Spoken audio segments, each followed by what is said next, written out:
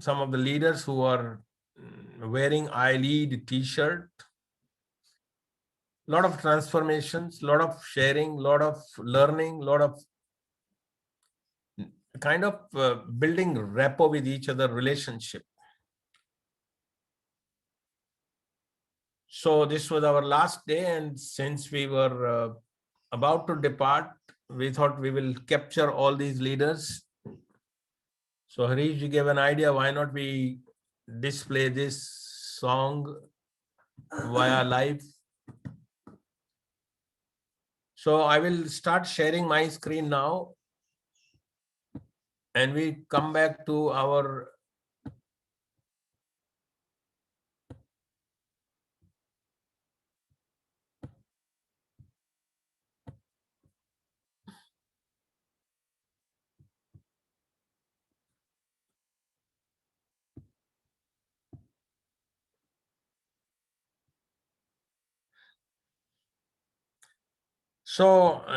we have been talking about psychology of sales. I will add today psychology and skills of sales. पिछले में exclusively psychology को cover किया था. Psychology is a scientific study of how people behave, how people think, how people perceive, how people feel. And last time I mentioned that behavior is not uniform in all situations. It keeps fluctuating as per the situations. And therefore, it is very important to succeed in sales to understand why people buy, how people buy, what drives their purchase decision, क्यों खरीदते हैं, कैसे खरीदते हैं, क्या चीज उनको खींचती है, क्या चीज उनको दूर डलाती है. उस साइकोलॉजी को थोड़ा समझना पड़ेगा सफलता के लिए. लास्ट टाइम मैंने एक छोटा चार्ट बनाया था, डिस्प्ले किया था, चर्चा की थी कि अवेयरनेस का होना बहुत बहुत इंपॉर्टेंट कंसिडरेशन है सक्सेस के लिए. And I did mention that in EPAD program we focus enhancement of awareness. EPAD is designed for two purposes. One is we can continuously reprogram our subconscious mind, and we must continuously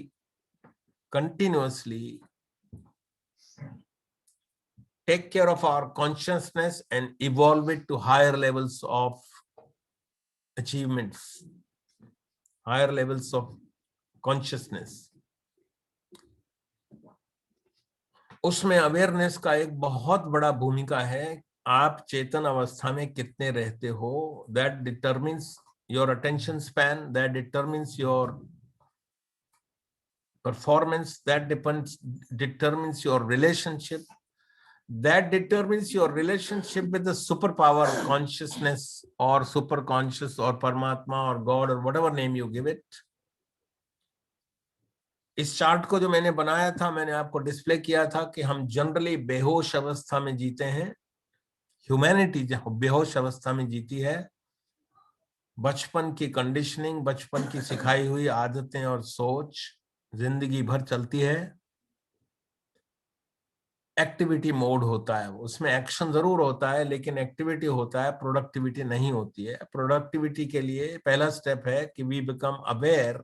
I know that I don't know. Unfortunately in activity stage we don't know that we don't know. Unfortunately, we also think that we know, although we don't know. So the first step is I start knowing that I don't know. And as I move towards productivity, higher levels of productivity, I know that I know. But that is higher levels of productivity. बहुत ऊंची स्थिति पाने के लिए आपको उसको भी cross करना पड़ेगा. And it stage is called creativity, साक्षी भाव. फिर हमको नहीं मालूम होता है कि हमें मालूम है. We are unaware that we are aware.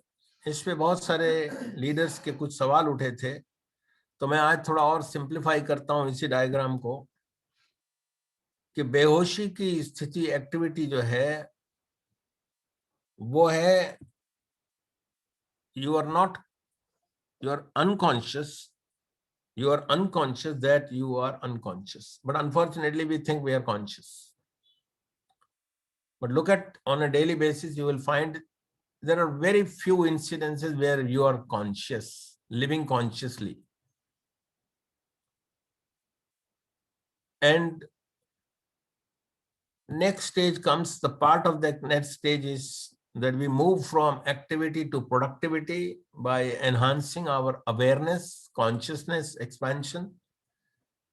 And when we move, we start knowing, we become conscious that we are conscious. And it's a journey. It takes time. To live a conscious life takes time. But journey starts and it'll end. One day it'll end. It'll jump into the creativity mode. But it's a sadhana, it's a traveling a journey. It takes time, it needs patience, it needs your consistent efforts. And second stage, when it comes, you become aware that you are unaware, you become conscious that you are unconscious. यहाँ productivity की stage खत्म होती है. बहुत ऊंची सफलताओं के लिए, बहुत ऊंची अचीवमेंट्स के लिए we will have to cross to third stage, which we call, I call it Nimitta stage, creativity stage, where you are unconsciously conscious. You are unaware that you are aware. Things happen and you are aware, but you are unaware that it is, you are aware of these things. So your decisions are actually based on your connectivity with superconscious. It means your decisions are not your decisions. You are a carrier of those decisions. You are a nimitta for those decisions or achievements. And that's very high level of consciousness. Guru Nanak एक गांव में गए तो कुछ मुसलमान फकीरों ने उनको बोला कि आप एक होने की बात करते हो, हिंदू मुस्लिम परमात्मा सब एक ही है, तो आप को हम चैलेंज देखें, आप हमारी मस्जिद में आओ और नमाज पढ़ो, तो मानेंगे कि आप वाकई सो कॉल्ड न्यूट्रल भक्त हो. गुरु नानक ने कहा मुझे कोई प्रॉब्लम नहीं है, मेरे लिए सब स्थान में परमात्मा है, इसलिए मुझे कोई प्रॉब्लम नहीं है. तो मौलवी ने कहा कि आप हमारे साथ नमाज भी पढ़ें. उसने कहा मुझको उसमें भी कोई प्रॉब्लम नहीं है, लेकिन एक कंडीशन है कि आपको भी नमाज पढ़नी पड़ेगी. तो मौलवी ने कहा मैं तो रोज जाता हूँ, पढ़ता ही हूँ भाई, और क्या करने जाता हूँ, मैं तो पढ़ूंगा, डोंट वरी अबाउट इट, पर आपको पढ़नी पड़ेगी. तो नानक ने यही कहा कि आप ध्यान रखें कि आपको नमाज पढ़ोगे तो मैं भी पढ़ूंगा. वक्त शुरू हो गया. जैसा नमाज का उनका सिस्टम होता है, झुकना और खुदा से कुछ गुफ्तगू करना. तो मौलवी पढ़ रहा था और उसका ध्यान पीछे नानक पर था जो कि खड़ा हुआ था. पर नानक तो ये बोल के आए थे कि मैं भी पढ़ूंगा, लेकिन ये तो नहीं पढ़ रहे, उसका सारा ध्यान उस तरफ था. जब नमाज खत्म हो गई तो मौलवी बहुत नाराज थे, क्योंकि वो सबको लेके आए थे, बता के आए थे कि आज हम नानक से नमाज पढ़वाएंगे.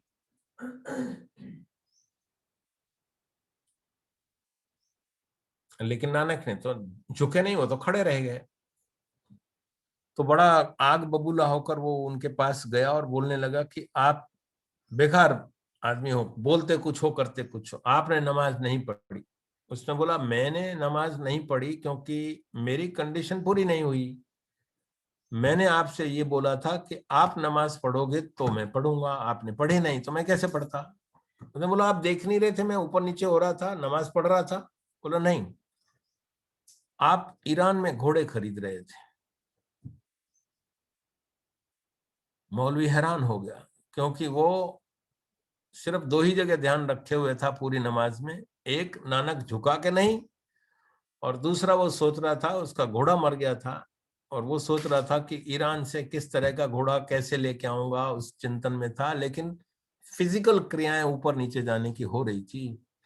जैसे मंदिर में खड़े हुए एक घंटा बजाने वाले को घंटा बजाने में हाथ चलता है, लेकिन जरूरी नहीं है कि वो परमात्मा के साथ जुड़ा हो। तो वो क्रिएटिविटी स्टेज है where people are unconsciously aware that they're actually they are unaware that they are aware, unconsciously conscious है वो लोग। और ये एक स्टेज बहुत जरूरी है सेल्स के आपकी सफलता के लिए। Now small and medium sector के ऑर्गेनाइजेशंस को मेरा बार बार ये कहना है कि आपको सेल्स के बारे में बहुत कुछ इंफॉर्मेशन, ज्ञान, स्किल होना चाहिए। क्योंकि if you have to review your organisation, you have to know how sales is done, how you become a guide for them, how you become a torch for them, how can you help them grow. So कुछ requirements हैं उसकी, उसके बारे में आज चिंतन करेंगे। लेकिन पहली रिक्वायरमेंट है कि आर यू अवेयर। अवेयरनेस की हमने लास्ट टाइम बात की थी कि awareness about self and about your market, competition, business and whatever you want to know, geography, whatever you know about psychography, whatever you know, those things you have to be aware of. You have to, if you can't get it yourself, get it through some people, consultants, coaches, but you should be aware. But I come back right to awareness of self first. Japan के एक राजा ने अपने बेटे को बुलाया और कहा कि भाई मैं अब बूढ़ा हो चुका हूं, मुझे अब रिटायरमेंट लेना है, और तू मेरी औलाद है इसलिए अधिकार तेरा है इसको, लेकिन मैं इस अधिकार के साथ एक कंडीशन लगाता हूं कि तेरे को काबिल बनना होगा। अनअवेयर राजा खतरनाक होता है, तो तेरी अवेयरनेस को तेरे को हाई लेवल तक ले जाना होगा। उसके लिए तुम्हें शिक्षा लेनी होगी। जिस गुरु से मैंने शिक्षा ली थी, मैं उसका नाम बता सकता हूं, लेकिन अब बहुत वृद्ध हो चुके हैं, उनके पास जा सकते हो तुम। और मेरी बात कहूं, राजा ने कहा कि हम 3 भाई थे, मैं सबसे छोटा था, पर मेरे पिताजी की कंडीशन थी कि जो सबसे ज्यादा अवेयर बच्चा होगा उसको ही राज तिलक होगा। And I we all went for that coaching, but I passed. तो वो देखो, अगर वो मानते हो गुरु, तो आपको वहां जाके सीखना होगा, और वो सर्टिफिकेट देंगे तभी मैं राज दूंगा आपको, अदरवाइज राज नहीं दूंगा मैं। और एक चीज ध्यान रखो, तुम मेरी इकलौती संतान हो, इसलिए अगर तुमने राज नहीं लिया तो मुझे किसी को देना पड़ेगा उसको, फिर तुम्हारा कोई हक नहीं रहेगा। तो बेटे ने पूछा कि ओके गुरु का एड्रेस दो। गुरु के एड्रेस में पहुंच गया, गुरु को बताया। गुरु बहुत वृद्ध बुढ़ापे की स्थिति में थे, और छोटा मोटा धुंधली याद थी उनकी कि हाँ तुम्हारे पिताजी सीखने आए थे। He was very good learner, अच्छा लर्नर थे वो। तो मुझे उन्होंने भेजा है, बच्चे ने कहा कि मुझे आप अवेयरनेस की कुछ ट्रेनिंग दें। उसने बोला यहाँ पर पीरियड से, टाइम से कोई रिलेशन नहीं है, अवेयरनेस का अवेयरनेस से रिलेशन है। आपकी डिग्री ऑफ अवेयरनेस में मदद करूंगा बढ़ाने में, लेकिन आपकी जब सारी डिग्रीज पास कर लोगे तब आप, हो सकता है वो एक दिन में कर लो, हो सकता है एक जन्म में नहीं कर पाओ। वो आपको ध्यान रखना है, इसमें टाइम बाउंड नहीं है। और आज से तुम्हारी ट्रेनिंग शुरू होती है, और ट्रेनिंग शुरू होती है तो आज से आप इस आश्रम की सफाई का काम करोगे, और आप सफाई करोगे। तो उसने कहा सफाई से अवेयरनेस का क्या लेना देना है भाई?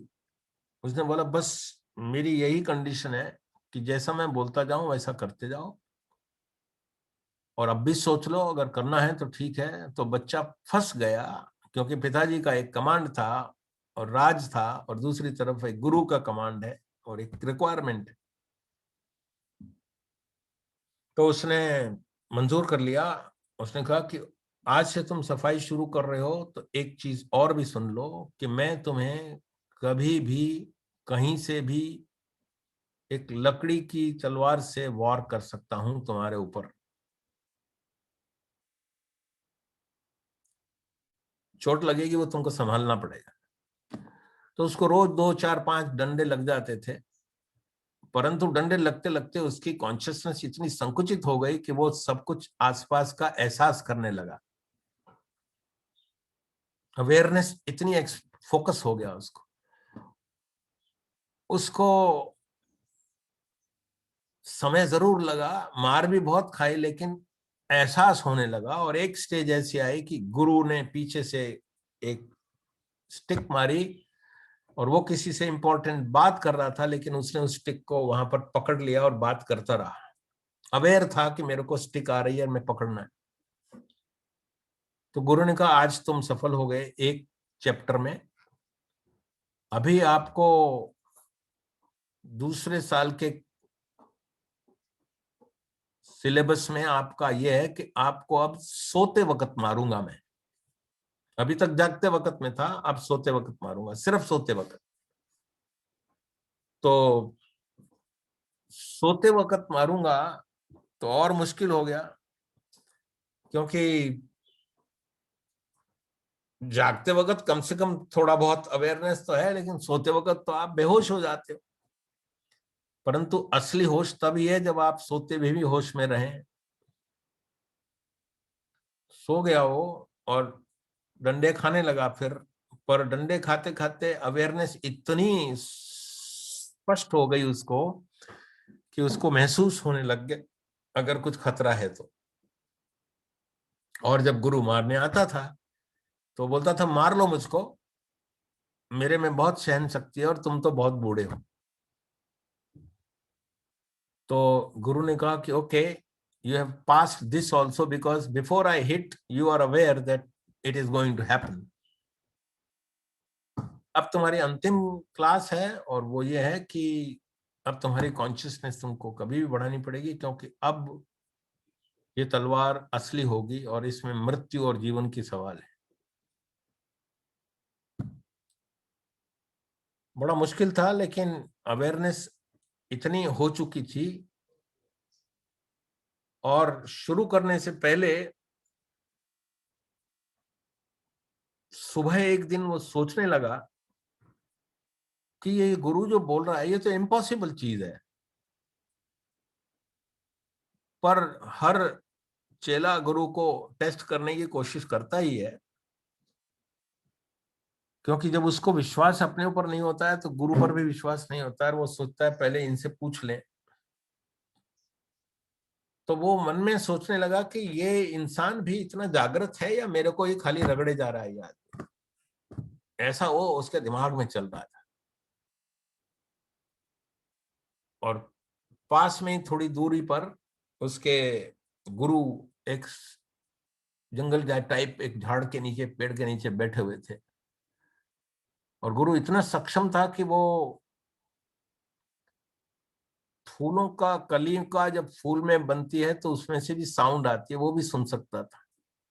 चिड़िया की आवाज तो कोई भी सुन सकता है, पर जब पत्ता टूट के गिरता है उसकी आवाज भी सुन सकता था। और पत्ता जब कपोल में से फैल के पत्ता होता है तो उसकी भी आवाज तो निकलती है, वो हम पकड़ नहीं पाते। उतना स्थिति तक था। और जब इस शिष्य ने ऐसा सोचा कि मैं देखूं इसको, इतना ये कैसे करता है, ये ऐसे ही फेंक रहा है या वाकई इसको भी इतना ज्ञान है, तो आज मैं इसके सिर पर एक मारता हूं। ये बैठा हुआ साधना में। और गुरु उस वक्त जोर से बोला कि तुम्हारे विचार भी आवाज करते हैं, तुम्हारे विचारों की आवाज मुझे सुनाई दे रही है कि तुम क्या सोच रहे हो। तुम मेरी परीक्षा के लिए मेरे पर अटैक करने वाले हो, मैं तुम्हारे विचारों को सुन पा रहा हूं।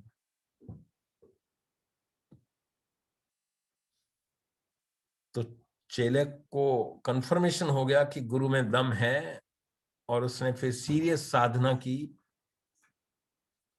और पास हुआ और राजा बना। ये जापान की एक स्टोरी है अवेयरनेस के रिलेशन में, क्योंकि footsteps also have sound, but so have the thoughts. Thoughts also have a sound. If you can recognize those sounds and if you can understand thoughts, and that is a state which is called unconsciously conscious state. तो awareness की ये degree है और उसमें creativity होती है। अगर आप जितने भी आविष्कार हुए हैं उनको देखोगे, मेजॉरिटी आविष्कार में लोगों ने डिक्लेयर किया है कि ये हमसे हुआ है, हमने किया नहीं है, कर तो नहीं पाए थे, हम थक गए थे।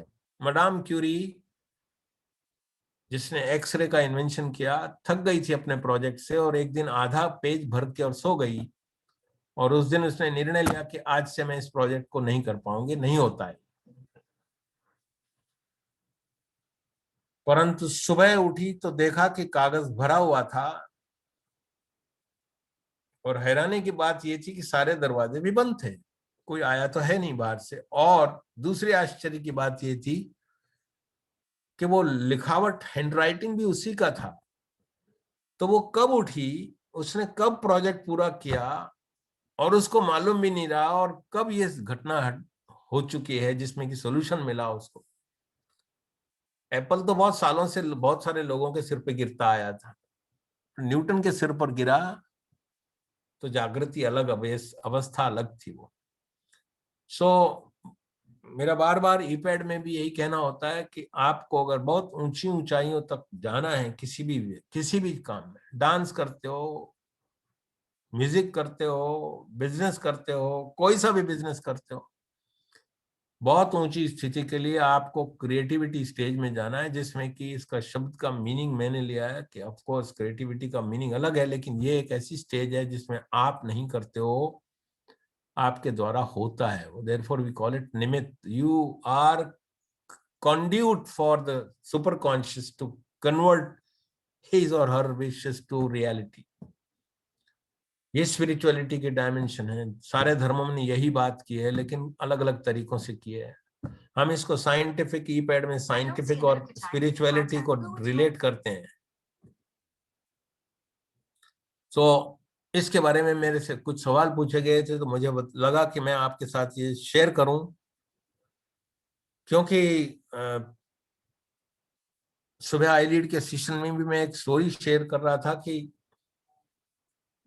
महात्मा बुद्ध जंगल में तपस्या कर रहे थे, और एक बहुत बड़ा एस्ट्रोलॉजर उधर निकला, तो उसने गीली मिट्टी पर पैरों के निशान देखे, और वो एस्ट्रोलॉजर था, बहुत बड़ा विद्वान था, जो खाली रेखाओं से बता सकता था कि ये इंसान कौन हो सकता है, कौन होगा।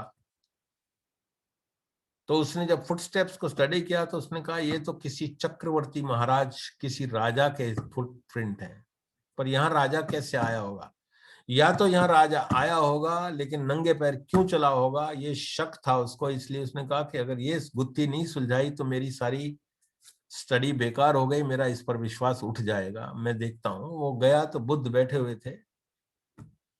हैरान हुआ कि ये चक्रवर्ती राजा के फुटस्टेप वाला बंदा एक कटोरा लिए हुए, भिक्षा पात्र लिए हुए बैठा हुआ है आनंद से, और उसका ऑरा भी बहुत अलग है, उसके चेहरे की आभा अलग है। उसको देख के लगता था कि इसको देखते ही रहें। तो बुद्ध के पैर पकड़े, उसने बोला आप थोड़ा गुत्थी सुलझाएं, मेरी जो स्टडी बोलती है, जो कि बहुत गहरी है, ये निशान पैरों के एक महाराज के हो सकते हैं, आप कौन हो।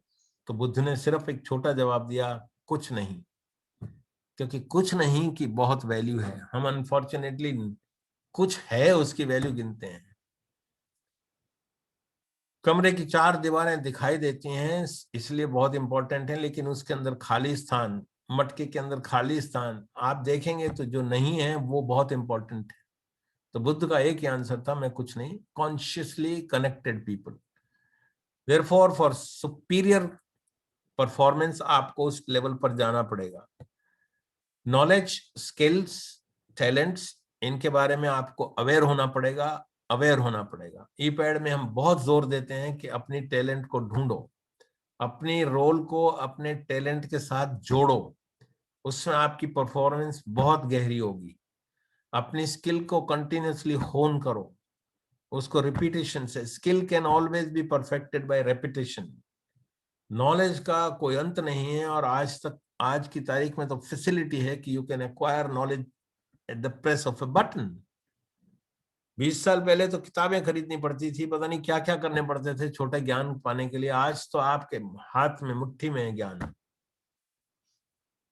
तो ये आपकी अवेयरनेस अपने बारे में बहुत गहरी होनी चाहिए। और दूसरी अवेयरनेस है बिजनेस के बारे में, जो मार्केट, कंपटीशन, प्रोडक्टिविटी, प्रोडक्शन, ये प्रोडक्ट। तो स्किल्स में जो आपको ध्यान रखना है वो है आपकी listening, time management, questioning, data analysis, influencing. ये सब स्किल्स के बारे में आपको देखना है अपने बारे में। और बाजार के बारे में, मार्केट, आपका टारगेट ऑडियंस क्या है, आपके कॉम्पिटिटर्स क्या हैं, आपका प्रोडक्ट किस तरह से आपके कस्टमर की मदद करता है। Only focus is customer, customer is the king. If you see the product technology as a king, not necessarily you will satisfy customer. Customer की need को satisfy करना। Therefore, your own passion about your product should come out of your voice. Your introduction about your business should be with full of passion, and that can only come when you are fully, thoroughly aware. So ये दो awareness की बात हमने की थी। और मैंने कुछ रिकैप करने के लिए देखता हूं तो selling is not telling, asking is. अक्सर हमारे समाज में माना जाता है कि जो बहुत बोलता है वो मार्केटिंग का, सेल्स का आदमी है। बिल्कुल गलत है। सेल्स में सफल होना डिफरेंट चीज है, बोलना डिफरेंट चीज है। बोलने वाला अक्सर सेल्स में सफल नहीं होगा। कारण है टेक्निकल, चर्चा करेंगे उन पर कि क्यों नहीं होगा। But asking is selling actually. So your main role is to ask, how can you help your customer?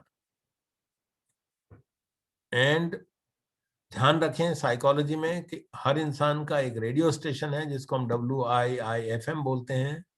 What is in it for me. हर इंसान ढूंढता है कि किसी भी स्थिति में, किसी भी प्रोडक्ट में, किसी भी सर्विस में मुझे क्या मिल सकता है। एक्सप्लेन किया हो या ना किया हो, नरेटेड हो या ना हो, लेकिन एक्सपेक्टेशन वही रहती है। WIIFM, selling is basically A win win game and it is not a win loose game. अक्सर हम सोचते हैं कि हमारा प्रोडक्ट किसी तरह से किसी अपने परचेजर के पास चला जाए।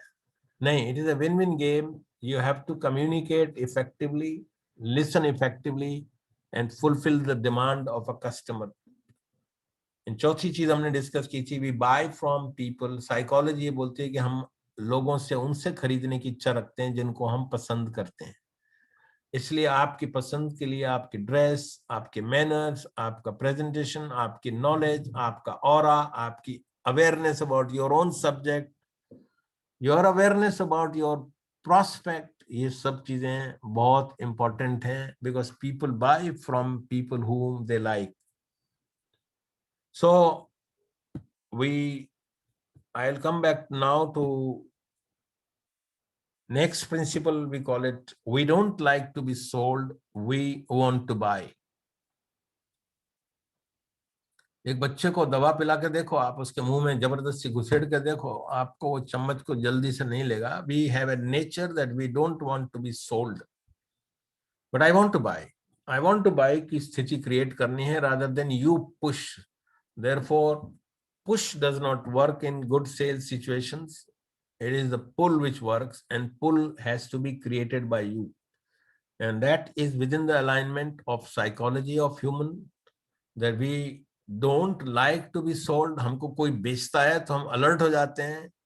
अगर कोई बोलता है आज शाम को क्या कर रहे हो आप, हम आपसे मिलना चाहते हैं, तो आप अलर्ट हो जाते हो, आज तो मैं बाहर जा रहा हूं, क्योंकि आपको मालूम है कि वो कोई मल्टी लेवल मार्केटिंग वाला आदमी होगा जो शाम को आके अपने प्रोडक्ट की बात करेगा. We don't like to be sold, we want to buy. And sixth is we buy benefits, not product, not service. ये बहुत बड़ी गलत फहमी है कि हम प्रोडक्ट खरीदते हैं, हम प्रोडक्ट की बेनिफिट्स खरीदते हैं. और बेनिफिट्स हर इंसान के अलग अलग होते हैं. मारुति की कार और Audi, land rover, Mercedes, you name the cars, Rolls Royce, the cars are cars. We don't buy car, we buy something else. Somebody buys transportation from home to office and maybe family. But somebody also buys in that car a status symbol for society. Because unless one maintains some standard, probably a lot of things will happen different. उधार नहीं मिलेगा, respect नहीं होगा, लोग आ से नहीं देखेंगे, वाह इतनी बड़ी गाड़ी. So, but we still buy not गाड़ी, we buy what we want out of गाड़ी, which is benefit, or maybe we want to avoid some losses and therefore we buy. So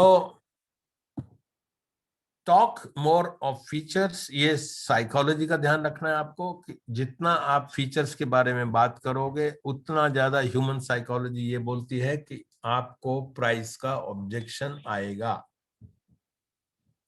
objection का मतलब यह है कि मैं उसको कहीं रेजिस्ट करने की कोशिश करूंगा, परचेजर रेजिस्ट करने की कोशिश करेगा. आपने जितना ज्यादा फीचर्स के बारे में चर्चा किया, because we don't buy products, तो ये प्रिंसिपल को एक्सटेंड करिए तो we buy the benefits. And you are talking about features. ये गोल्ड का बना है, ये सिल्वर का बना है, इसमें लेफ्ट से होता है, राइट से होता है, ये फीचर्स हैं. फीचर्स नहीं खरीदते हम खरीदते हैं उसका बेनिफिट. और वो बेनिफिट आइडेंटिफिकेशन सेल्स का काम है. और हर आदमी का बेनिफिट अलग अलग हो सकता है. इसलिए बैंडविड्थ का बढ़ाना बहुत जरूरी है कि आपको अवेयरनेस कितनी है. So we will face price objections if we talk about features. ध्यान रखिएगा, साइकोलॉजी है कि the moment you talk about features you will have planted an idea in the mind of prospect कि this must be very expensive. Therefore they will jump and say इसकी कीमत क्या है. आपने बोला ये लेफ्ट से भी लिखता है, राइट से भी लिखता है, ऊपर से भी लिखता है, नीला भी लिखता है, पीला भी लिखता है, ये पेन इतना है. तो जितना आप फीचर्स बोलेंगे उतना दिमाग में ये आएगा कि फिर तो ये बहुत महंगा होगा, इसकी प्राइस पूछनी चाहिए. But he's not buying, he's buying something in a different, in a pen, and he's not buying ऊपर से लिखना, लाल से लिखना, नीले से लिखना. So question is that psychology को समझते हुए हमको ध्यान रखना पड़ेगा. ये लास्ट टाइम का और थोड़ा सा बच गया था वो आज कवर किया है. Now I am talking about skills in sales. लेकिन अगर कोई सवाल है तो उनको उठा लेते हैं. Any Harish ji? Yeah, I think Nikhil ji wants to ask. I will, sir. Sir आपने जो लास्ट पॉइंट बोला कि if you talk more about features तो बात जो है प्राइस की तरफ चली जाती है. साइकोलॉजी ये बोलती है कि the moment you start talking about features the first thing in mind comes. आपसे भी अगर मैं बात करूं तो आपको फीचर सुनते ही लगने लगेगा कि इसका प्राइस से कोई रिलेशन अंदर बिल्ड हो जाता है. और जितने ज्यादा फीचर्स बात किए जाते हैं उतना ज्यादा ऐसा लगता है ये जरूर महंगा होगा. अदरवाइज ऐसा इम्पॉसिबल ही नहीं है. तो ये हमारी मान्यता है, जैसे कि हमारी क्वालिटी के बारे में मान्यता है इंडिया में कि अगर क्वालिटी इंप्रूव करेंगे तो कॉस्ट बढ़ जाएगी. पर मैं अक्सर फैक्ट्री ओनर्स को, बिजनेसमैन को बताता हूं कि अगर आप क्वालिटी इंप्रूव करोगे तो आपकी कॉस्ट कम होने वाली है, बढ़ने वाली नहीं है. ये आपको साइंटिफिकली प्रूव किया जा सकता है, प्रैक्टिकली प्रूव किया जा सकता है कि quality improvement leads to cost reduction. अगर कॉस्ट बढ़ रही है तो इसका मतलब, पर हमारे दिमाग में ये होता है क्वालिटी है ना तो फिर इसका मतलब ये हुआ कि तो बहुत महंगा होगा. मेरे घर के सामने एक सब्जी वाला है, वो बहुत सुंदर सुंदर टमाटर टोकरे में सजा के रखता है. पर नीचे एक छोटी पेटी के अंदर थोड़े गले सड़े टमाटर भी होते हैं उसके पास। तो मैंने उससे पूछा ये क्यों रखे हैं तुमने? बोला ये भी खरीदे जाते हैं। तो जो खरीदता है वो उसकी क्वालिटी की स्पेसिफिकेशन वो टमाटर है, मेरी क्वालिटी की स्पेशल वो टमाटर नहीं है। मेरी वो टोकरी में पड़ा हुआ लाल साइज टाइट पता नहीं क्या क्या क्वालिटी अंदर दिख रहे हैं मेरे को, बोला नहीं जाता है। So I was wondering, I said ये कौन खरीदता है? बोला अपने बाजू वाला रेस्टोरेंट वाला ले जाता है, उसको तो उसमें सूप बनाना आता है, तरी बनाना होता है, करी बनाना आता है, उसमें चल जाता है उसका। ये 10 रुपए किलो है, वो 20 रुपए किलो है। लेकिन फीचर्स की जब बात करते हैं निखिल, तो हम प्राइस का एक साइकोलॉजिकल इम्पैक्ट लेके आए। तो सर मतलब सेल्स कॉन्वर्सेशन के वक्त फीचर्स की बात ना करें तो क्या बात करें? हाँ, मैं आज उस पर आने वाला हूं कि स्किल्स में फीचर की बात अगर उसके रिक्वायरमेंट के हिसाब से है। अगर आप गाड़ी खरीद रहे हैं और आपसे कोई पूछ रहा है कि इसका फ्यूल कंजम्पशन कितना है, तो आपको जरूर बताना चाहिए। और अगर आप ऑडी बेचते वक्त बोलोगे कि तुम्हारा फ्यूल कंजम्पशन इतना है, तो वो गड़बड़ हो जाएगी उसमें, because he is not buying fuel, he doesn't care about fuel consumption. His focus is not there. But if you start talking about fuel consumption, you are probably creating kind of an objection, kind of a resistance in bot. So आपका जो भी product है उसको आप features को, मैं ये नहीं बोल रहा हूँ कि छुपाना है, पर मैं ये बोल रहा हूँ कि सही वक्त पर बताना है उसको, अगर बताना भी है तो। सही समझ गया सर, मतलब जहां पे जो जरूरत है वही बोल रहे हैं। 100%। अगर आप नहीं बोलोगे तो आप मतलब बताना तो जरूर है अगर उसको चाहिए तो, पर अगर उसको, मैं एक मिनट, इसका ये डिसेबल कॉनोटेशन अनोटेशन, ओके, पर इसका मैं ये नहीं बोल रहा हूं कि don't tell, but I am saying create demand that it is asked. There is a difference.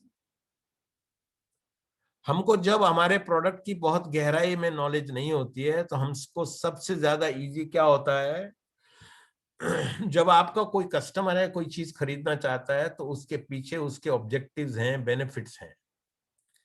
100 आदमी हैं तो 100 के 100 बेनिफिट भी हो सकते हैं। Are you fully aware of what possible benefits people are looking for? Can your question be that what would you like to buy, that what are you looking for that I can talk?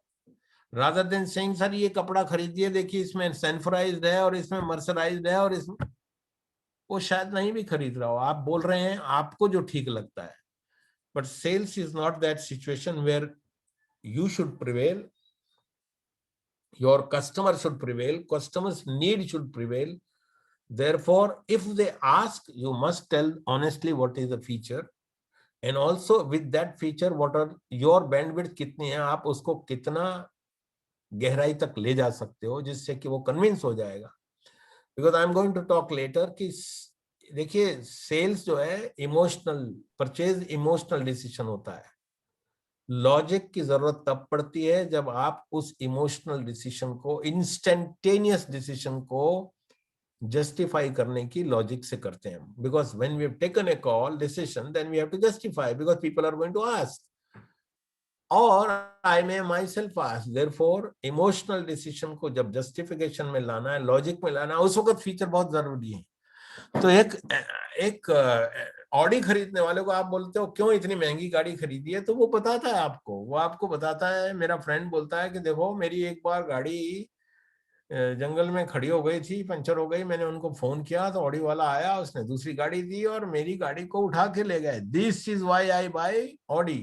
कितने लोगों के साथ ऐसा होता है मालूम नहीं, but that is the logic he is supporting to say it is not expensive, although he may be also understanding it is expensive. Many people buy a car because they want to use depreciation, so objective is different. आपकी awareness होनी चाहिए, and therefore you have to tap those people only. Market segmentation आज बात करने वाले target audience की, तो आपके टारगेट ऑडियंस की आपको क्लैरिटी है, उनकी नीड की क्लैरिटी है, तो आप फीचर की बात बहुत बाद में कर सकते हो उनके सवाल उठने पर। और सर फिर बेनिफिट्स की बात वो भी साथ में करें, वो भी बाद में करें? बेनिफिट्स तो 100%, उनसे भी पूछिए कि आप क्यों खरीद रहे हो जी ये। अच्छा, आपका अगर कोई कस्टमर आपसे कोई खरीद रहा है तो आप क्यों खरीद रहे हो, और अगर उसको नहीं मालूम है तो उसको हेल्प कर सकते हो, क्या आप इसके लिए खरीद रहे हो, क्या आप इसके लिए खरीद रहे हो, बेनिफिट्स को दिखाते हुए।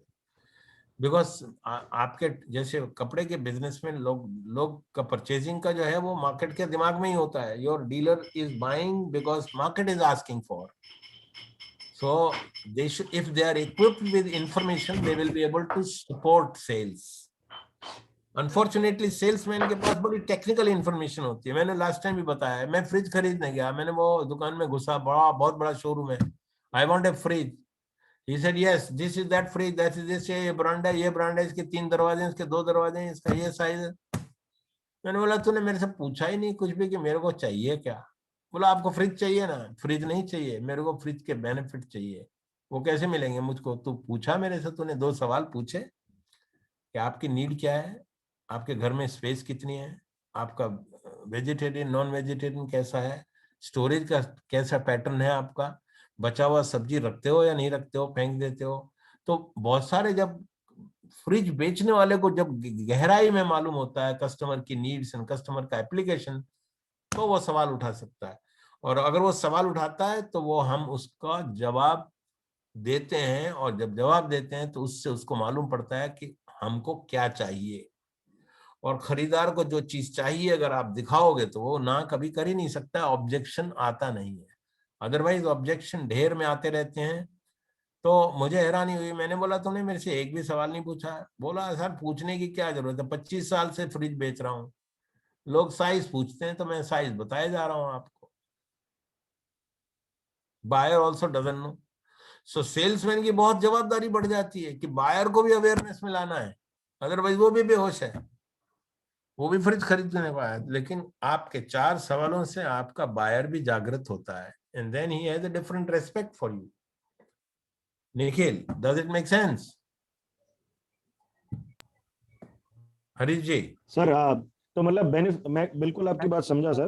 तो बस एक आखिरी सवाल ये था कि benefits. Nikhil ji we need to move ahead. एक और क्वेश्चन मैं अलग से लूं सर, आप चैट में डाल दीजिए please. I just want to finish my question. So sir benefits की बात से शुरुआत करें, ऐसा आप कहना चाह रहे हैं? मैं ऐसा सोचता हूँ बेनिफिट्स की शुरुआत से नहीं, आप शुरुआत करने के लिए नीड आइडेंटिफिकेशन करें। अभी थोड़ा देर रुकेंगे तो मैं आपको बताऊंगा कि पहले आपने जब आइडेंटिफाई कर लिया है आपका प्रोस्पेक्ट कौन है, तब आप उसकी नीड आइडेंटिफिकेशन करेंगे। और नीड आइडेंटिफिकेशन अगर नहीं करेंगे तो आप जो बोलेंगे उसकी नीड को मैच नहीं करेगा, इसलिए आप कुछ बोलेंगे वो कुछ सोचेगा, थोड़ी देर बाद बोलेंगे अच्छा मैं सोच के बताता हूँ, और आपका सेल खत्म हो चुका है। इसलिए प्रोसेस को फॉलो करना पड़ेगा। इसकी भी स्किल है, बहुत जोरों की स्किल है सेल्स में। लिसनिंग वेरी पावरफुल रिक्वायरमेंट है। क्वेश्चनिंग कैपेबिलिटी वेरी, आपने ईपैड किया हुआ है इसलिए आपको पता है हम कितना इंसिस्ट करते हैं। Actually all two skills of communication are needed in great sales people are very different people.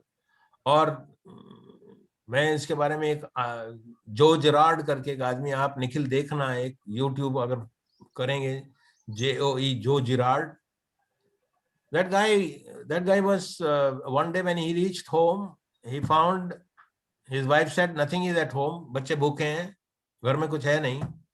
वो अपने बिजनेस में फ्लॉप हो चुका था। उसी उसी उसी वक्त वो वापस हो गया कि मैं अब घर आऊंगा तब जब मैं बच्चों के लिए कुछ लेके आऊंगा। रात का 7:30 बजे का टाइम था, और वो निकला और चलने लगा और चलने लगा तो एक कार के शोरूम पे जाके खड़ा हुआ, और उसने कार के मैनेजर के पैर पकड़ लिए कि मुझे $100 नौकरी दे दो, आप $100 एडवांस दे दो, आज मैं यहाँ कल से काम करूंगा आपके यहाँ, कार बेचूंगा। उसने बोला कोई अनुभव? बोला मेरे को कोई अनुभव नहीं है कार बेचने का।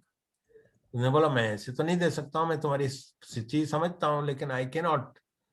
पर ऐसा कहते हैं शिद्दत से किसी चीज को चाहते हो तो कायनात मदद करती है। तो एक कार का परचेजर आ गया, और उसके भी उसने पैर पकड़ लिए कि मेरे बच्चे के भूख के लिए तू मेरे को $100 दे दे, एक गाड़ी खरीद ले।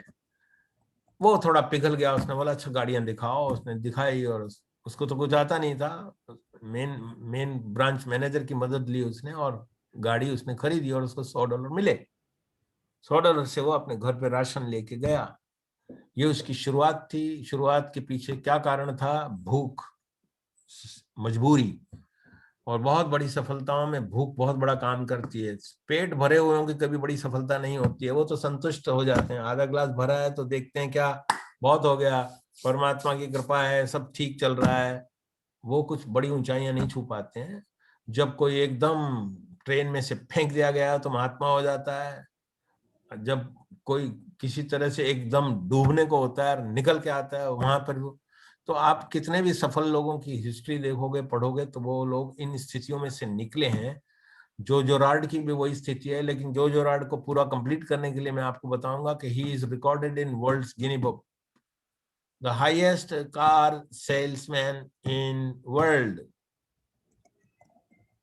And once he picked up, his compulsion was there, he picked up, then he picked up, and he started understanding the need of customer and questioning great powerful question.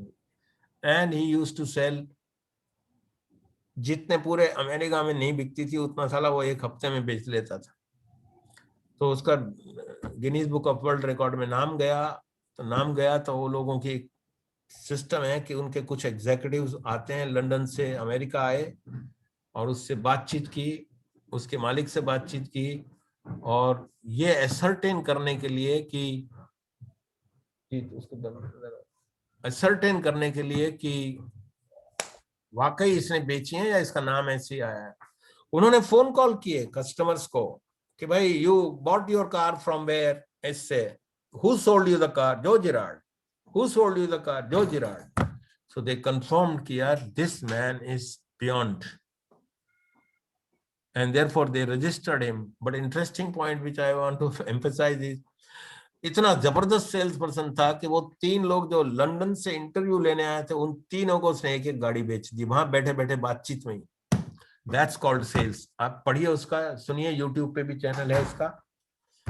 So how did he become that? And now he talks to the world कि कैसे sales होती हैं। तो निखिल, ये परीक्षा की घड़ियां हैं, इनको आपको पार करना पड़ेगा, अवेयरनेस जरूरी है। Hari ji, can you take 1 or 2 more question? Okay, Nilesh ji, Nilesh Shah.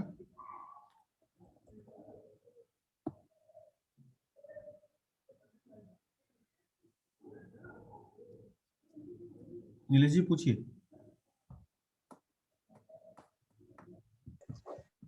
Sir मैं यही जानना चाहता था कि मतलब आपने जो बताया उसका मतलब ये हुआ कि फीचर बताने से नहीं, बट क्वेश्चन पूछने से काम शुरू करना चाहिए, सेल्स शुरू करना चाहिए। एब्सोल्युटली, बिल्कुल, डॉट ऑन आपने कील के ऊपर हथौड़ा मारा है। आपको आंसर नहीं देना है, आपको अपने कस्टमर की सेटिस्फेक्शन के लिए पहले जानना जरूरी है।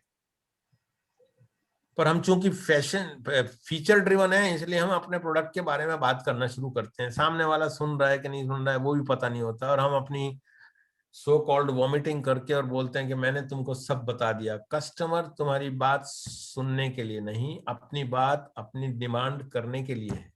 इसलिए आपका शुरुआत सेल्स का क्वेश्चन से होना चाहिए। अच्छे सेल्समैन बहुत बहुत पावरफुल सवाल पूछते हैं और उससे प्रोस्पेक्ट को बांध भी लेते हैं, क्योंकि प्रोस्पेक्ट इनडिसाइसिव हो जाता है। जब एक डिसीजन का पीक आता है तो हर प्रोस्पेक्ट इनडिसाइसिव हो जाता है। वो सोचता है कि यार चलो समझ में तो आ गया, लेकिन अभी अपन कल लेंगे इसको, आज तो छोड़ देते हैं। ये ह्यूमन नेचर में है कि कोई डिसीजन जब लेना है और बहुत सारी चॉइसेस हैं तो छोड़ो कल ले लेंगे, ऐसा एक सवाल उठता है।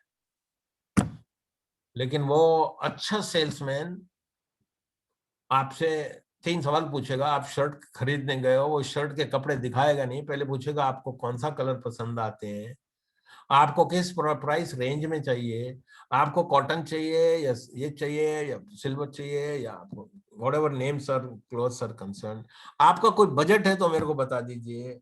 4 सवाल पूछने के बाद वो सिर्फ उन 4 चीजों में फिट होने वाली चीज लाता है। और जब आपके पास होता है तो आपका कोई ऑब्जेक्शन नहीं रहता है। लेकिन अगर वो बिना पूछे आपके सामने कपड़े का थान खोल देगा तो आपको अच्छा लगता होगा, तो आप पूछोगे क्या भाव है, और वो भाव बोलेगा, बोले मेरे को नीला कलर चाहिए, और आपके पास नीला कलर होगा नहीं। वो ऑब्जेक्शन कहलाता है। उसको आज डील करने वाले हम कि कैसे ऑब्जेक्ट करते हैं लोग और कैसे आपको डील करना है। बट बिल्कुल पहला सवाल, स्टेप आपका यही है कि आपको सवाल उठाने हैं, नीड को आइडेंटिफाई करना है कस्टमर की। उसके बिना आप उसको प्रोडक्ट दे रहे हो तो वो क्यों खरीद रहा है? ये कोई आलू गोभी नहीं है कि खरीद रहा है वो। आपका प्रोडक्ट अगर वैल्यूएबल प्रोडक्ट है तो they must communicate what they are looking for, and you must ensure that they are getting what they are looking for. And that why it's a dialogue, it's a conversation, and it is not anything else but a great conversation helps sell. वो skill है, उसको skill को develop करना पड़ेगा, आपको practice से आएगा। Okay, Bhavesh, you have something? Sir, we are running short of time. Okay, Bhavesh is talking, but I can't hear, I think.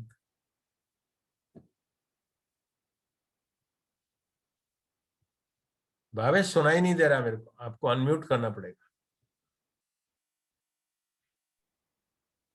हाँ, आप सुनाइए। I will, sir. I will. Sir, मेरा क्वेश्चन ये है कि when to satisfy yourself, when one should stop making growth and start enjoying, what is beyond success, what is when you once finish your goals before your deadline, should new goals to be introduced in your life or you should start enjoying your life? Bhavesh जी, बड़े hypothetical सवाल हैं। Enjoyment को सफलता में ही enjoyment छुपा हुआ है, और सफलता एक यात्रा है, मुकाम नहीं है। इसलिए आप 10वीं पास करते हो तो 12वीं का गोल बनाते हो, 12वीं करते हो तो इंजीनियरिंग का बनाते हो, इंजीनियरिंग करते हो तो जॉब का बनाते हो। आपकी जर्नी में गोल्स बनते रहेंगे, बढ़ते रहेंगे, और सफलता बोलते हैं कि आप लक्ष्य की प्राप्ति कर सकते हैं। लेकिन जिस इंसान को उसमें आनंद आने लग जाता है जर्नी में, क्योंकि वो पैशनेट होता है, तब उसको काम नहीं लगता है। काम जिसको काम लगता है वो बोझ हो जाता है उसके लिए, इसलिए वो थकान होती है, इसलिए उसको टेलीविजन चाहिए, इसलिए उसको मोबाइल चाहिए, इसलिए उसको शराब चाहिए, इसलिए उसको पिकनिक चाहिए। नहीं, आप अपने काम में अगर आप परमात्मा को देखोगे, अपने काम में अपने पैशन को देखोगे, तो आपको कोई पेन नहीं होगा और यात्रा सुलभ हो जाएगी, और कभी न रुकने वाली यात्रा है। क्योंकि I am not saying that we should be looking for materialistic positions, but we may be looking for a lot of things within them also. So it is a journey, and dissatisfaction तब creep in होता है जब हम उसको कोई जामा पहना देते हैं। जामा नहीं पहनाना है, आप अपनी शक्ति के अनुसार, काम विजन के अनुसार शक्ति के ऊपर लगातार लगे रहते हो। उसके लिए आपका पैशन का होना, आपकी अवेयरनेस का होना बहुत जरूरी है। तब आपको काम बोझ नहीं लगता है, तब आप 24 घंटे भी काम करोगे तो लगेगा मैंने किया ही नहीं कुछ। Okay, so maybe one last question. Hari ji?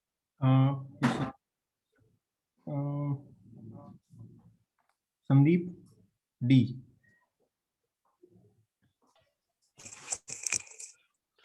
I will, sir. I will. First thing, I would like to thank you so much. The last Sunday, I attended your session. It was really helpful for me. That was the first time you attended? Yes, very much. Okay. Now, I have one question related to what we discussed some time back regarding the features of our product. Yeah. Now, myself facing competition from the Chinese market. Yes. In spite of the features and the Chinese market product features are the same. The factor over here is only the price. Yeah. So can you please give your guidance on this, please? You will have to match the price. If your features and Chinese features are the same, why should somebody buy from you? Do you buy something because it is Indian origin? We don't. हाँ, national spirit हो जाए, पर national spirit नहीं रही, अभी तो global spirit हो गई है। इसलिए आपको ये सोचना पड़ेगा कि how do I focus, how do I work to bring my costs down. Shyam sir, can I? And that's an exercise you will have to do. And sometimes it may not be, because they are talking in terms of scale. If it is a regular product requirement in millions, it is feature driven. They are making in millions, billions, and you are making in thousands and hundreds. Therefore, your scale economy different है, इसलिए आपकी cost भी different होंगी. तो आपको उस पे सोचना पड़ेगा. I think Sama ma'am will give some more concrete answer on this. Yes, I was just wanting to come on in this, because ये सिर्फ I think to look at a product from just two perspectives, which is either price or features, I think is a very, very limiting construct. आपकी company और आपकी product, एक तो इन दोनों को जोड़ लीजिए सबसे पहले. When you talk about an organisation, organisation की वैल्यूज होती हैं, उसका कल्चर होता है, उसका एक काम करने का तरीका होता है. And I think therefore Sandeep sir, you have to look at what your product is solving for the customer. It's not features and price is 20% of the entire game. The larger part of the game is so many other things. For example, how are you adding to his productivity? How flexible are you? What is the relationship you have? How quick is your delivery? Now, all of these value propositions sit on top of the fundamental value proposition of features and price. देखो, अगर आपके product के features और price नहीं होंगे तो आपके पास table पे ही जगह नहीं है, which we call the table stakes. But uske beyond, when you have a place at the table, then it is a question of what all do you keep adding to that. और उसमें संस्था, leader, culture, product, सबका बहुत बड़ा role आता है. मैं आपको एक एग्जांपल देती हूँ. There is one of our clients, वो plastic molded parts बनाते हैं, and they get dyes made very, very regularly. So they like an Indian guy also who makes very good quality dyes. But उनका Chinese choose करने का एक ही reason था कि Indian वाला जो बंदा है, उसकी जो संस्था है, उसका रिस्पॉन्स टाइम बहुत स्लो है.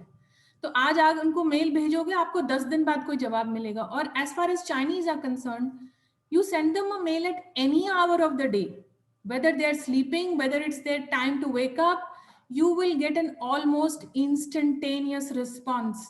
Now, this has nothing to do with product features or price, Sandeep ji. This has to do with the organization, the culture, the ethos, the service that you want to provide to the customer. And आप customer को अपने जहन में, अपनी संस्था में कौन सी कोटि पे रखते हैं, उच्च कोटि पे रखेंगे तो आप उसमें ऐड करते जाएंगे कि भैया, what problem am I solving for my customer? What other problems can I solve for him? So I think that's what, for example, I today buy an Apple phone, not because of its features, but I buy it because it protects my privacy more than Android. Now, this is not price, this is not features, this is the ethos of Apple, right? So I think हमें थोड़ा सा तोड़ना पड़ेगा इस चीज को कि हम अपने कस्टमर को सर्विस दे क्या रहे हैं और क्या देना चाहते हैं. और इसीलिए the leader has to decide what value am I bringing to the market and to the customer, और उस वैल्यू क्रिएशन के लिए मैं संस्था पीछे क्या खड़ी करूंगा. अगर आप सिर्फ फीचर्स और प्राइस की संस्था खड़ी कर रहे हैं तो आपको कोई ना कोई किसी ना किसी टाइम मात जरूर देगा. Price and features is not strategy, that is basics. Price, बहुत लोग सोचते हैं strategy is about price and features. I am sorry, it's not. What you build on top is strategy. What capabilities you build on top of price and features is your रणनीति. रण में कोई ना कोई तो आ ही जाएगा उसी फीचर्स और price के साथ, और आप लकी रहेंगे अगर नहीं आएगा तो. और जैसे श्याम सर ने कहा, वो समय चला गया. अब there are millions of people making the same things, but are they delivering the same thing? No. And I think that's where value proposition comes in. What are you delivering? Are you delivering features and price, or are you delivering a superior experience to the customer? And this applies even to B2B products. बहुत लोग इसको misunderstand करते हैं कि ma'am ये experience की बात तो B2C में होती है, फोन के मार्केट में होती है. I am sorry, a B2B experience is absolutely relevant. Even in the a customer experience is absolutely relevant in the B2B business also. आप अपने vendors को उठा के देख लीजिए. Who are you most comfortable buying from? And it's not always about price and features. It is about much more. So leaders out there, please create an organization. Please create a strategy. Features or price किसी ना किसी time कोई ना कोई आपको मात दे देगा. That is a survival strategy. That is not a growth strategy. So that's my 2 cents on that, Shyam sir.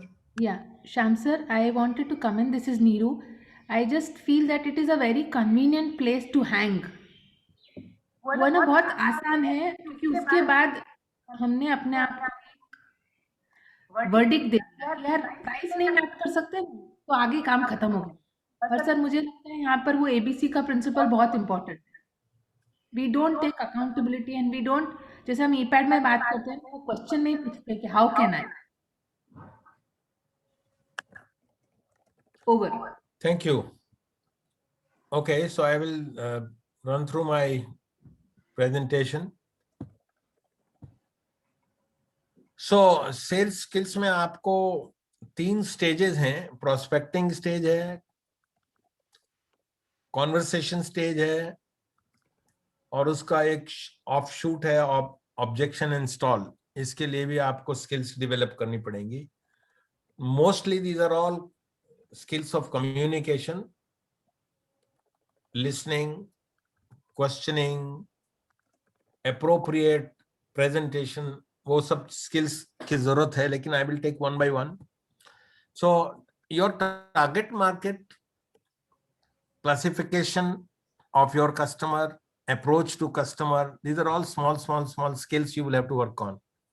So I think Sama ma'am has spoken about target market, but we can recap today again. Maybe if you would like to intervene, Sama, on target market, very important aspect is who is your customer?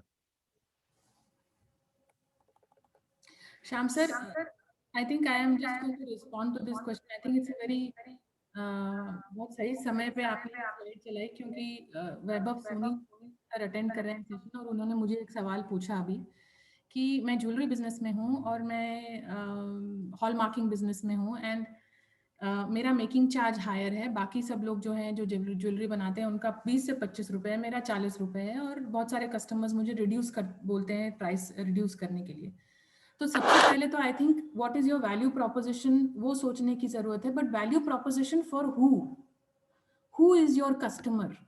Because अगर आप 40 rupees के पीछे कोई value deliver कर रहे हैं, हो सकता है हर कस्टमर की क्लासिफिकेशन की वैल्यू नहीं होगी.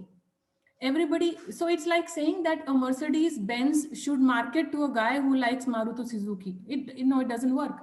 A Mercedes Benz guy doesn't care about somebody who likes Maruti Suzuki. They know who their customers are. They know who want Mercedes Benz and they target those people with the right communication. So इसीलिए target market बहुत importance है. नहीं तो क्या है, हमारे हाथ में तीर तो है पर हम उसको अंधाधुंध छोड़े चले जा रहे हैं और हम सोचते हैं जहां लग जाएगा चलो यार लग गया. जब लग जाता है हम सोचते हैं यार हमने बड़ा अच्छा काम किया. जब नहीं लगता तो बोलते हैं सरकार बेकार है, मार्केट बेकार है, प्राइस नहीं ठीक है, and we put it on the simplistic explanations. So first of all, like I said 5 minutes back, please determine what is your value proposition, and value proposition is way beyond price and features. And second, please determine who is the customer segment that values this value proposition. I am sure there are people who care 2 hoots about quality, but I want only price maybe, or they only want speed of delivery maybe, right? But you have to figure out what is the customer segment you're going after. Who are the people who want to give you 40 rupees making charge for the kind of product you deliver? Please, for the kind of product you deliver. If the product delivery features everything, your entire value proposition is the same as somebody who's delivering 20-25 rupees making charge, it's not going to work. So therefore, identify your value proposition and please identify your target market. Because जो बंदा तनिष्क से खरीदता है वो एक कोई भी retail दुकान से नहीं खरीदता है ज्वेलरी, तो वो क्यों खरीदता है तनिष्क से? कोई रीजन है तनिष्क से खरीदने का.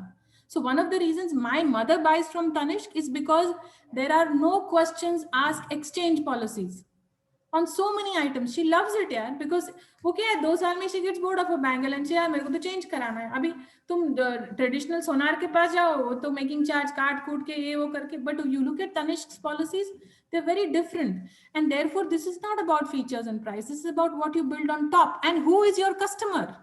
So I think target marketing, understanding who your target customer is, it is one of the fundamental steps of creating strategy and of business. पर हम शायद समझते नहीं हैं. बट और ये सब वर्ड्स हम इसलिए यूज करते हैं क्योंकि आप जाके इनके बारे में पढ़िए, कितनी सारी पोथियां ग्रंथ लिखे हुए हैं मार्केटिंग के ऊपर, on how must you identify your target market. You can create a buyer persona. You should create a buyer persona. There are tools to do this, guys. So I think identify your target. It's one of the most fundamental steps you can take to create growth in your business. Over to you, Shamsu.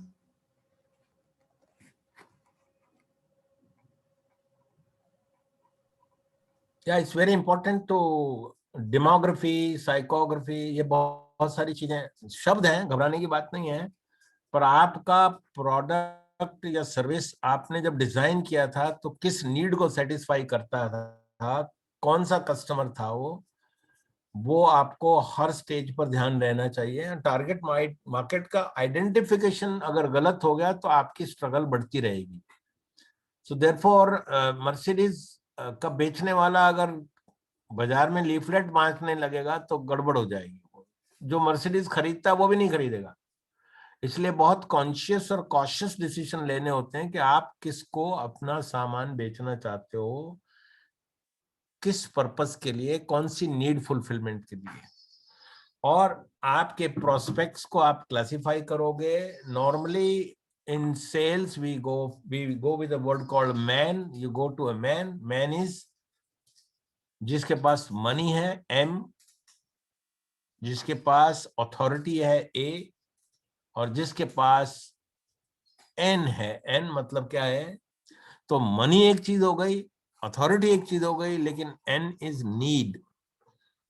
तो आपको target segment में, target market में आपको ये देखना है कि किस व्यक्ति के पास, ऑडी वाला ये सोचता है कि मेरी कार कौन मनी अफोर्ड कर पाएगा, कौन उसके अंदर खरीदने की अथॉरिटी रखता है, उसकी नीड क्या है. इसका मतलब नीड आइडेंटिफिकेशन बहुत इंपॉर्टेंट चीज है. क्लासिफिकेशन में आपको नीड आइडेंटिफिकेशन करना पड़ेगा कि किस नीड के लिए आपका प्रोडक्ट क्यों कोई खरीदता है. ये हम जनरली डायलॉग नहीं करते हैं, इसलिए मालूम ही नहीं होता हमारा कस्टमर को क्या नीड है और हम उसकी कौन सी नीड फुलफिल कर रहे हैं.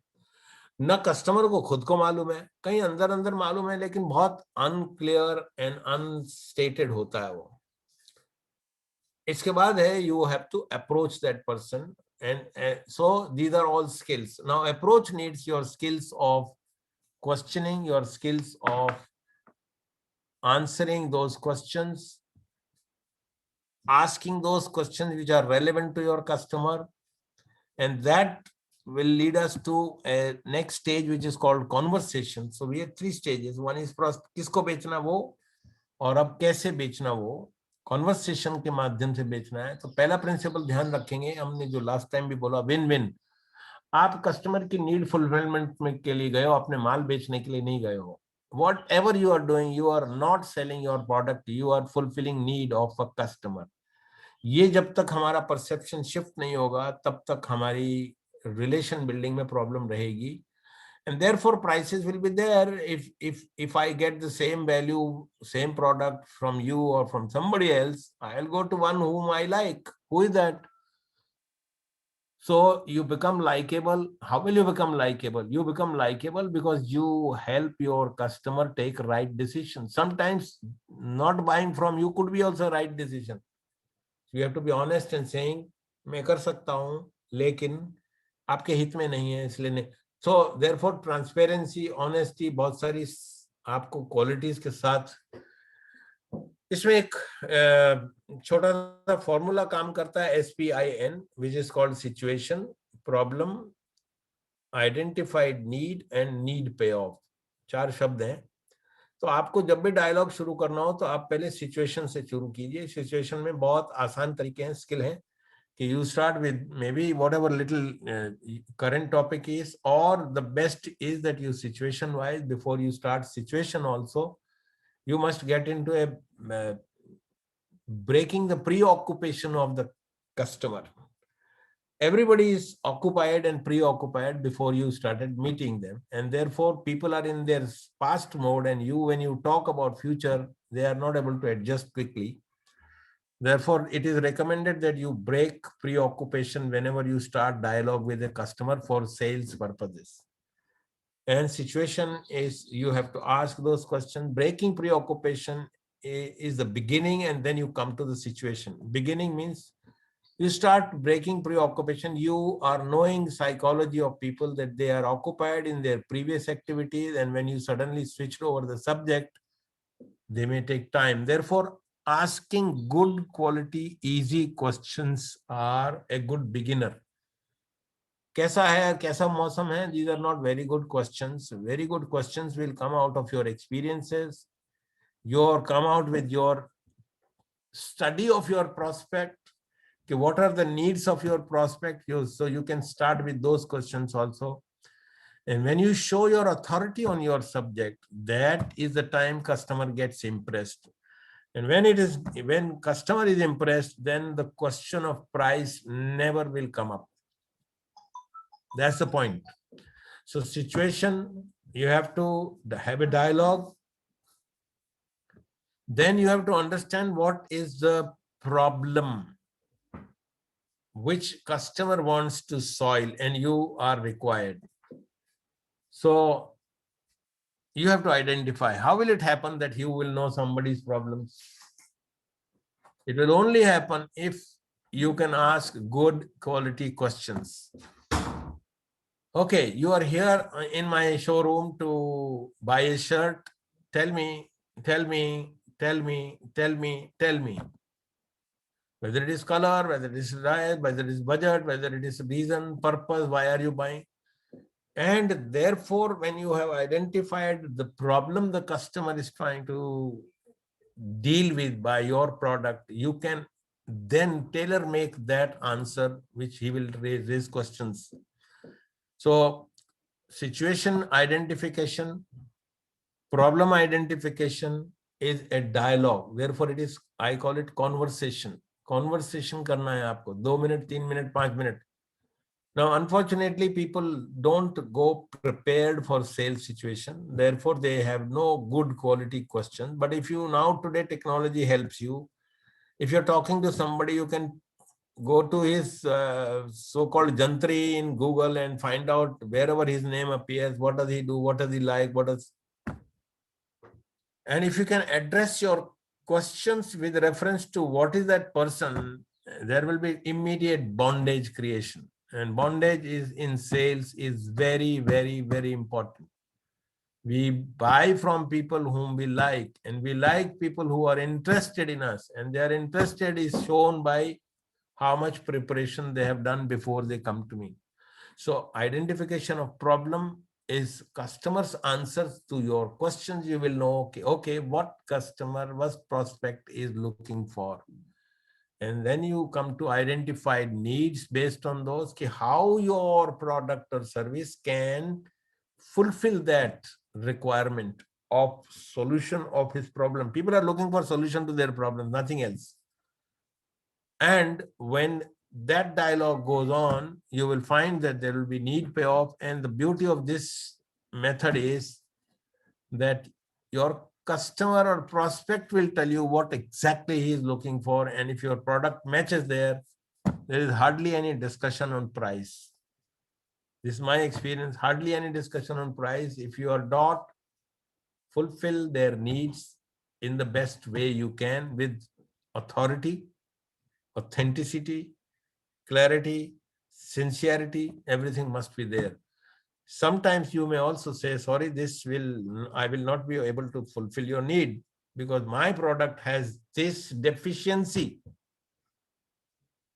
Of course, you can argue and discuss and saying it is, although not very much creating an impact in the adverse direction, but I must tell you honestly, this is what my product has.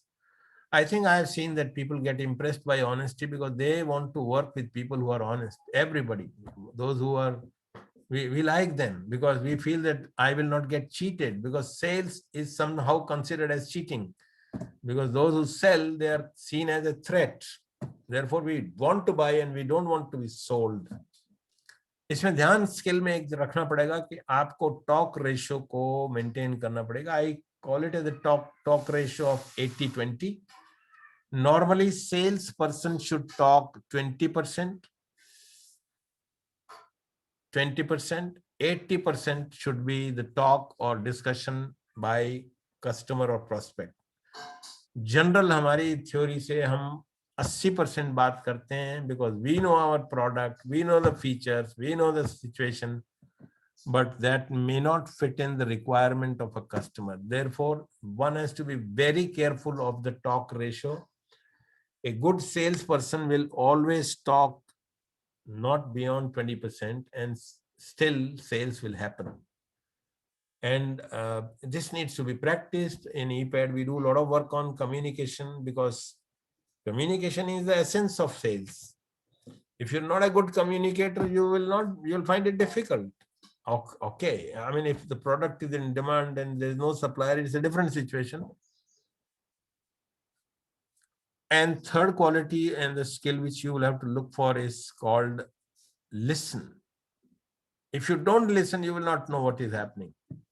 That's one of the biggest challenges salespeople have, is that they have a poor quality listening, because they are flooded with their own answers. They are flooded with their own features, details. That doesn't work. That doesn't work. So if you are listening, your number one customer says that this person is interested in me. And if you are interested, they don't care how much you know. They feel they should know that you care or not. Customer is looking for care. And are you careful about that? Are you caring about that? That's the question you have to. So listening is that one skill which you can develop indefinitely. Listen. In EPAD, I've written listen, listen, listen. You cannot do enough of it. It is infinite quality. And therefore, I was talking to you, this superior nature, so-called punctual lobe, they can listen to even the leaf falling from the tree. So listening is that quality. It has all to do with your success. Listen, talk 20%, listen and spin. That will help you to have a conversation, because without a conversation, unless your product is a commodity and people are buying, and no, we are talking of a different situation, that you have worked systematically through your target audience, etc., and now you are in a sales situation. And the third one which comes up is, it is very natural to raise objections. Some people feel that, no, it's too good to be true. ऐसा कैसे हो सकता है? Suspicious nature. But मेरे अनुभव से, most objections are created by salespeople, because salespeople talk too much. Because we think a good talker is a good salesman. Absolutely ridiculous. A good listener is a good salesperson. So most objections come up because when you talk something which is not needed in the dialogue, the person registers and creates a question, and that question is called objection. So they will object. कि ऐसा कैसे हो सकता है? And then you keep playing tennis with them. So I normally, in sales training, we communicate to people, don't play tennis with your customer or a prospect. Always play on their side rather than opposition. But normally a question is raised and you give an answer, another question is raised and you give another answer, and then it's a battle of wits. Who wins? Who wins? I win or you win? And the moment I win, you win game starts, win-win game is lost. And therefore sales has very low possibility of success. Very common objection which I have seen is price objection. Price is one of, we have been talking about it. Price objection actually comes because of the faulty spin flow.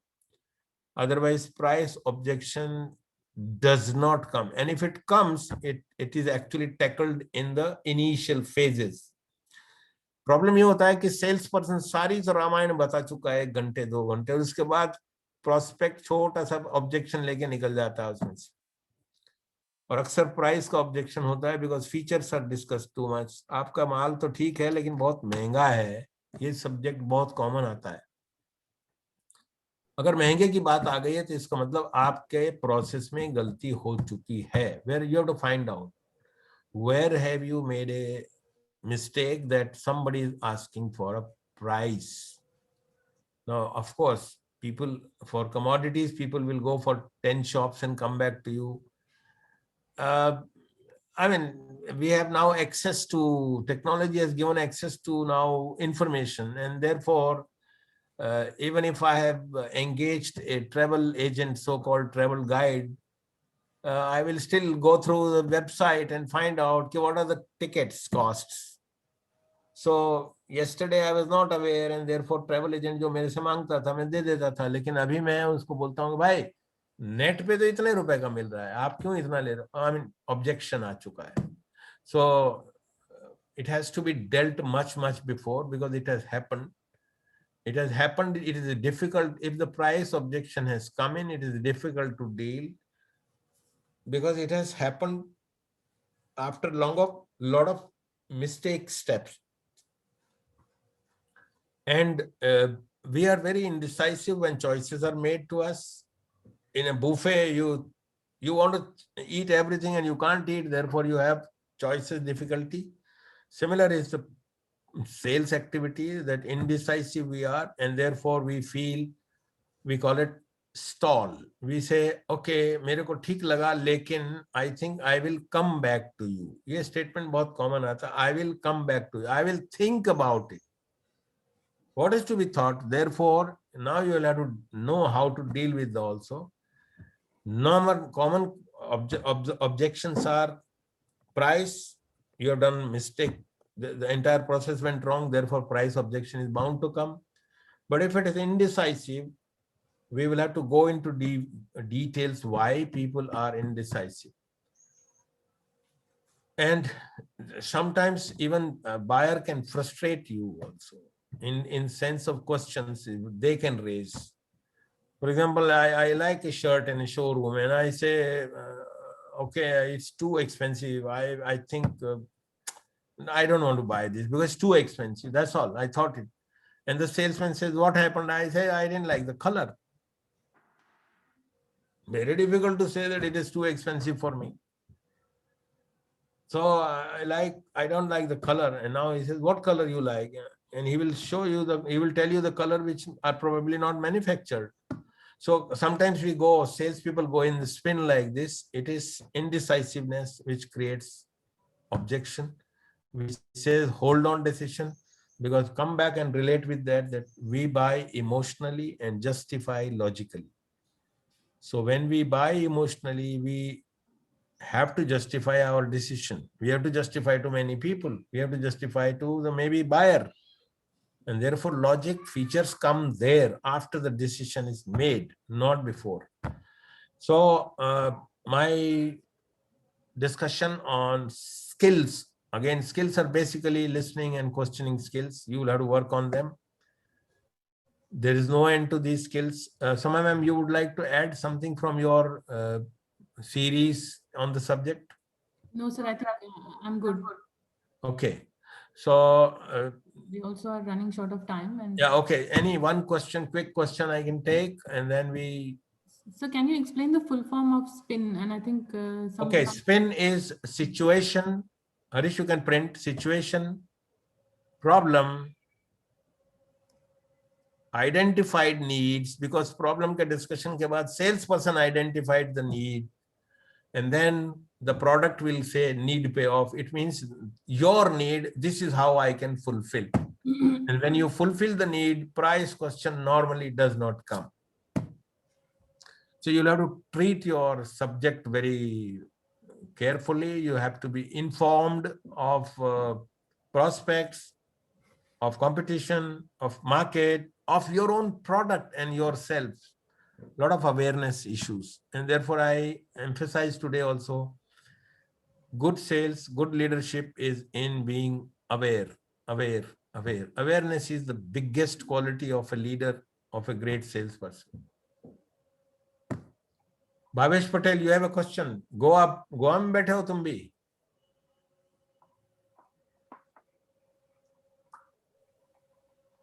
I will, sir. I will. हाँ sir, last में अपने एक sentence बताया sir कि buy emotionally and sell logically. Yes, जरा उसको sir buy emotionally and justify logically. Sorry, justify logic. आपने कोई चीज खरीदी, एक शर्ट खरीद के लाए आप, आपने इमोशन से खरीदी थी, लेकिन आप उसको जस्टिफाई लॉजिक करोगे, कलर बहुत अच्छा है, प्रेस करने की जरूरत नहीं पड़ती है, डिजाइन बड़ा यूनिक है वगैरह, these are all features. Logic कर रही है, लॉजिक सपोर्ट कर रही है कि मैंने जो डिसीजन लिया था वो बिल्कुल सही लिया था, इन कारणों से लिया था। कोई भी प्रोडक्ट में वो वैलिड है। We are saying that we buy emotionally. Okay, I'll just switch off my. Okay.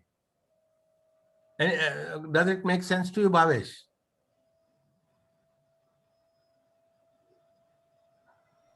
तो मैंने आपको एग्जाम्पल दिया ना, मैंने ऑडी वाले का एग्जाम्पल था। इमोशनली खरीदा उसने किसी भी कारण से, लेकिन जस्टिफाई कैसे कर रहा है वो कि मेरी एक बार ये गाड़ी फंस गई थी और उसमें मैंने उन्होंने सब लॉजिक है, वो लेफ्ट ब्रेन एक्टिविटी है, और पर बाइंग जो है राइट ब्रेन एक्टिविटी होता है। So next week we are going to discuss leading in tough times, top 5 habits. Neeru ma'am, you can take over.